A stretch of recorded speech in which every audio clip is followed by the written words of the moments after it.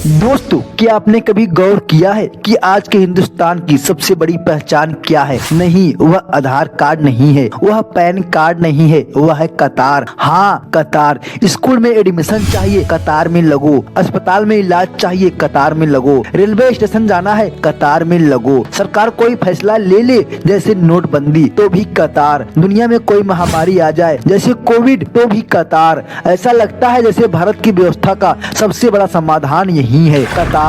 और शायद इसी वजह से जब पूरे मध्य में युद्ध की आग भड़की, जब ईरान और इजराइल के बीच मिसाइलें चलने लगी, तो उसका असर हजारों किलोमीटर दूर यहाँ भारत की गलियों में दिखा। और इस बार कतार लगी गैस सिलेंडर के लिए।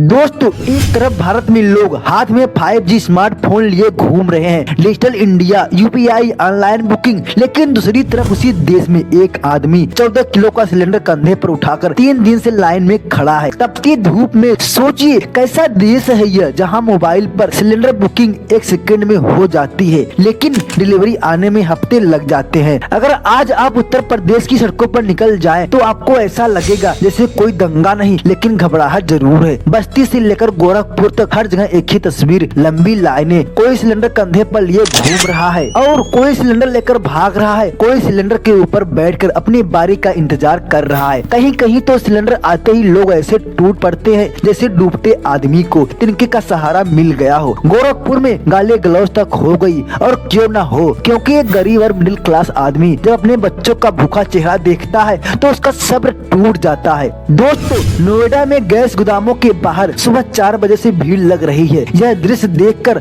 लोगों को 2016 और 2016 इंडियन डिमोनेटाइजेशन याद आ रही है। फर्क बस इतना है, तब जेब में नोट भारी लग रहे थे, आज कंधे पर खाली सिलेंडर भारी लग रहा है। असली वजह क्या है? अब सवाल उठता है, जब युद्ध हजारों किलोमीटर दूर हो रहा है तो हमारे घर का चूल्हा क्यों बुझ रहा है? जवाब छिपा है एक समुद्री रास्ते में, जिसका नाम है स्ट्रेट ऑफ हॉर्मुज। दोस्तों, दुनिया का सबसे महत्वपूर्ण तेल मार्ग भारत जितनी गैस इस्तेमाल करता है, उसका लगभग 60% हिस्सा इसी रास्ते से आने वाले जहाजों से आता है। लेकिन जैसे ही ईरान इजराइल तनाव बढ़ा, जहाज रुकने लगे। कुछ जहाजों को रोक दिया गया, कुछ डर के मारे आगे ही नहीं बढ़े, और जब जहाज रुक गए तो सप्लाई भी रुक गई। लेकिन दुनिया में ऐसा क्यों नहीं? अब सवाल यह है, क्या सिर्फ भारत में ही ऐसा अफरा तफरी है? जवाब है नहीं। जापान परेशान है, दक्षिण कोरिया भी परेशान है, यूरोप परेशान है।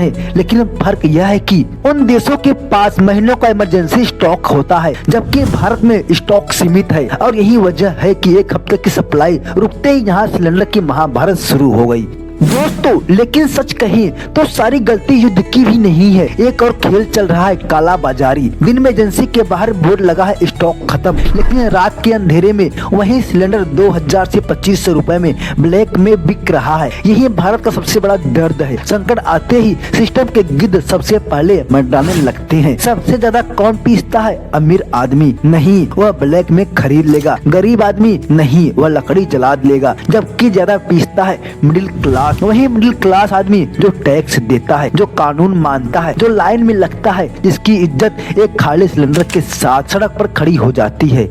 दोस्तों, जिसे स्मार्ट सिटी कहा जाता है, आज वहीं के ढाबे वाले फिर से मिट्टी का चूल्हा जला रहे हैं। लकड़ी, कोयला और गोबर के उपले। जिस देश ने उज्ज्वला योजना के जरिए धुएं से मुक्ति का सपना देखा था, आज वही देश फिर से धुएं की संकट लौट रहा है। और अयोध्या में भी असर हो गया, और इसी संकट ने सिर्फ आम आदमी को नहीं रोका, इसी भगवान की रसोई को भी रोक दी। अयोध्या में अयोध्या की राम रसोई, जहाँ रोज हजारों लोगों को खाना मिलता था, वहाँ ताला लगा दिया गया है। पोस्टर लगा है, गैस संकट के कारण रसोई बंद है।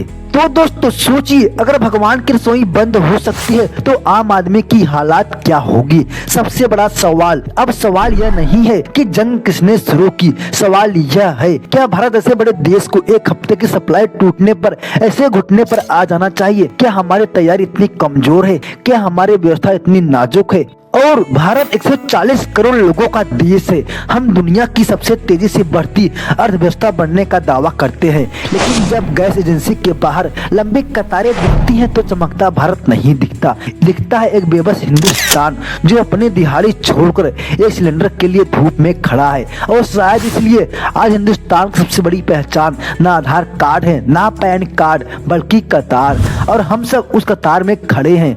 मुस्कुराते रहिए, क्योंकि आप हिंदुस्तान में है। और अगर यह वीडियो आपको पसंद आए तो इस वीडियो को लाइक और हमारे चैनल को सब्सक्राइब करना मत भूलना। मिलते हैं अगले वीडियो में, तब तक के लिए जय हिंद।